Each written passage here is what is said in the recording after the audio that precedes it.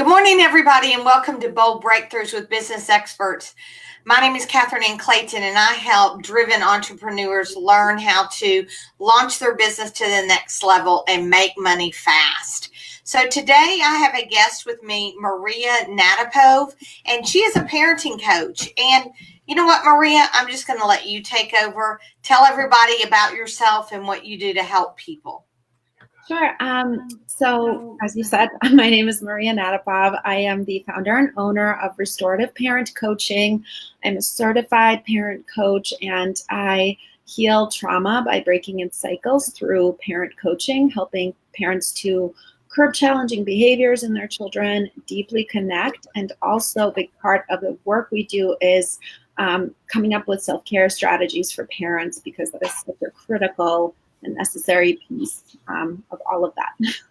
Absolutely. I think it's really, I know that I'm going through with my teenagers some things. And when is the most time that you see parents having frustrations with their children?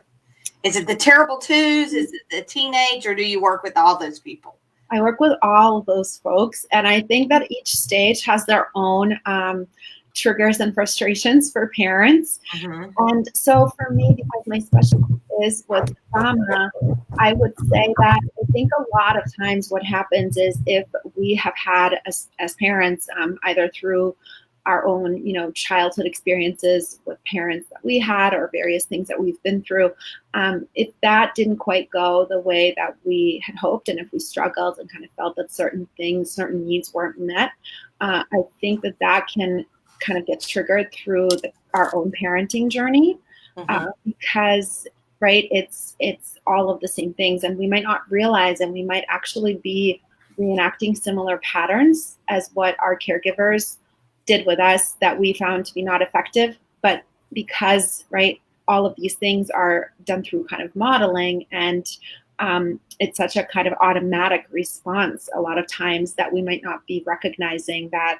there's actually a better way, not only for us to feel better, but to be more effective in the results we would like to have when it comes to changing certain things, or, working through certain obstacles with our children as well. Right. I know that I, as a parent, find myself sometimes doing some of the things that my mom and dad did that I hate. And I'm like, no, don't do that. And I have a lot of friends that have kids that confide in me, and, they complain about their parent or whatever. And I'm like, one, you're exactly like your parent. Most of the time you've got one that's like one parent. Two, take all the, I tell my kids this as well, take all the good things that your mom is doing or that I'm doing and make them abundant. Mm-hmm. And then all the bad things, throw them away. Yeah, exactly. Because I think we can see, it's easier for us to see the bad in somebody else, but not look deep within ourselves and go, maybe I should have done that better. Yes, you're completely right. Yeah. And sometimes it's hard for us to notice that on our own. That's why it can be effective to have somebody else kind of help us to see that and work through that and think through that a little bit. Mm-hmm. Well, I agree. And, I personally believe that you need coaches in your lives. I don't like to say accountability partners, because that's as if you don't pay for the service. And I don't mean that you have to, only have coaches that you pay for, but I think it's important that you have coaches. I have two coaches right now. I have a business coach and a mindset coach.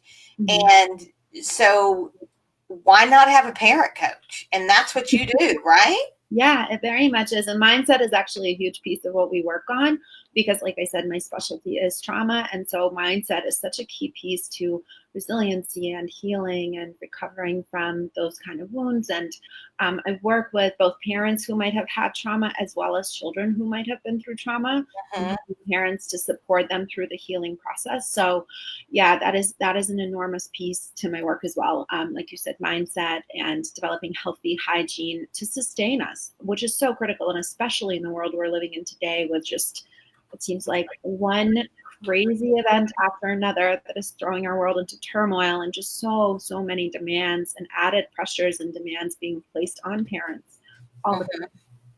I think, and I was going to ask you that. So I think you're reading my mind. I was like, you work with just the adults with trauma or the kids with trauma. So you work with both of them. Right. And you know what I'm seeing out there is while technology is good, we're clearly on a technology platform here. Mm-hmm. While technology is good, technology can add, if you will, slight trauma Yes. in kids' days. I mean, my son got mad last night because I'm like, okay, school night, off the computer at 9 o'clock, and he was like, why? You know how they do. Yeah, And I was like, because your brain needs some rest. And he absolutely. didn't like that, but he goes, fine, and he got Mhm. off. So I love so much that example, Catherine, because you pointed out a really key piece, which is that children will never tell you expressly that they desperately need and crave boundaries to help them be healthy and to support them. But they so badly need them. And they will kind of rebel and like do the thing that you said to your son, then that's very common. But they in fact love that you are able to provide them with that and removing that piece from them having to self-monitor that, right? And at least as they're working their way through the developmental journey, right?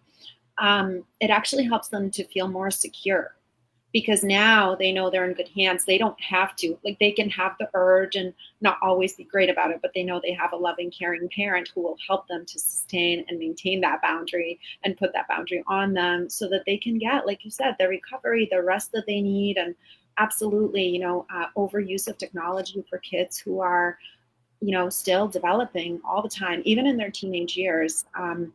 It's really, it can be critical and sometimes even detrimental because it's a lot of noise. Yeah, and I think, and I don't know if you find this as well. Sometimes it's really hard to set that boundary. Well, let me just say this: it's not that it's hard. Sometimes it's easier just to say, "Stay on your computer. Who cares? Go to bed whenever you want to." And my husband and I have fallen into that trap with both of our children. I mean, Mhm. we almost caved last night with my daughter. We almost let her go and do something that we had put a hard no to. Mhm. And it hurts inside. And my mom always used to say, "This hurts me worse than it hurts you." And I'm like, whatever. No, it doesn't. Now I know that feeling because I felt horrible yesterday. Yeah. Yeah. But I do think it's important that we set clear boundaries for children. Yeah. Absolutely. It's so important. And like you said, setting clear boundaries in advance as well during a time when there's really no stakes, nothing particular is on the table, because those times can add extra pressure. Everybody's extra emotionally invested. They can be extra triggered, right? I'm sure you might have noticed that sometimes, right, when you have your heart set on something and somebody tells you no, you like fight for it more, right? Right, It's absolutely. almost not about the thing anymore. It's just about like, no, but it's almost like a self-validation piece. So yeah, absolutely. Having those conversations, what would make it a little bit easier perhaps is having those conversations when really nothing's going on to just say, this is our rationale, this is our reasoning, this is what's going on, and here's why, and kind of inviting kids actually into these conversations, even kind of in a younger age, just to make it more of a dialogue and a back and forth can be extremely beneficial. And it can actually really help to get the kids buy-in, because whenever they're feeling that they're being heard and seen and understanding the logic, that always feels more comfortable and you know, better than if it's like, no, because I said so. And even if that's not the way it's approached, unless they fully understand the whole reasoning, sometimes it can feel that way to them. So again, like I said, you'll notice they might dig in a little harder.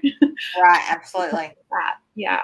So, and I just, I heard one of my coaches say yesterday, you have to enroll. She was talking about her son, and they were at the park, and something came up, and she was like, I had to enroll him of why we were leaving. Yeah. I thought that was a very interesting take on things. Absolutely. Yeah, definitely. So, get And their buy-in. yeah, for sure. Because, kids are just so smart, right? Like they have access to everything.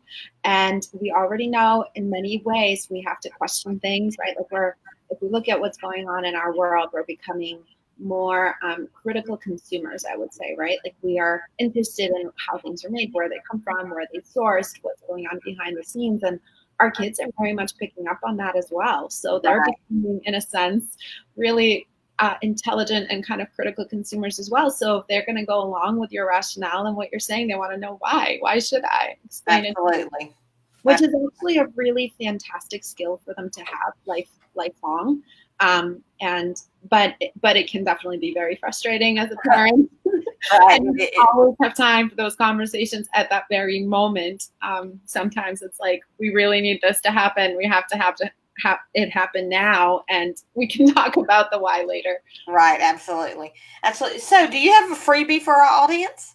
I absolutely do. Yes, Yay. I have a little cheat sheet of 4 awesome hacks for busy mamas, mompreneurs, mom executives. They're sort of like the core things to live by. Like, if you're going to focus on anything, I would say these 4 things should really serve you. So yeah, you could get that at restorativeparentcoaching.com/hacks for, spelled out, busy mamas. And Yeah, I want you to put the link in the in the comments of the video on my I page, absolutely will. and then everybody will. It'll just be easy access. And guys, from me, we're still working on sales, so I'm going to give you again the 5-step formula to closing more sales without being salesy.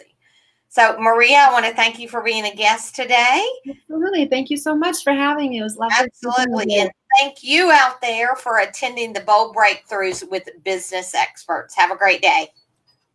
Bye.